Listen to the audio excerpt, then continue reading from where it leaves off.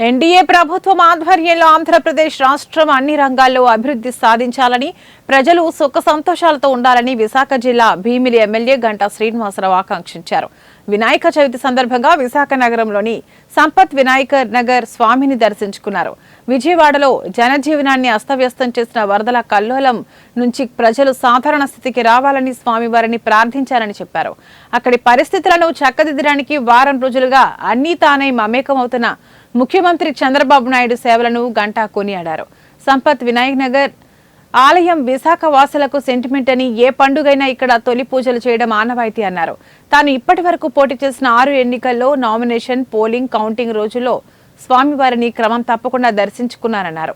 ఈ కార్యక్రమంలో దేవాదాయ శాఖ అసిస్టెంట్ కమిషనర్ శిరీష, జాస్తి శ్రీకాంత్, కార్పొరేటర్ బీశెట్టి వసంతలక్ష్మి తదితరులు పాల్గొన్నారు.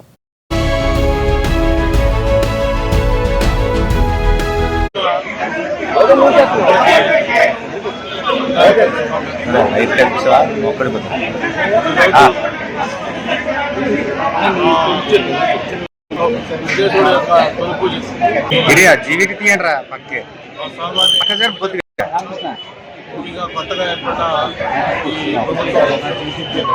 చంద్ర జీవికి కొద్ది పక్క జరపడరా, జీటీవీ కొద్ది పక్క క్లోజ్ చేసి పడతాయి కనీసం. వరదల కారణంగా మొత్తం జనజీవనం కూడా అస్తవ్యస్తం.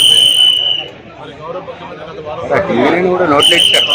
విజయవాడ సెక్రటరీ మొత్తం పరిస్థితులు త్వరగా కూడా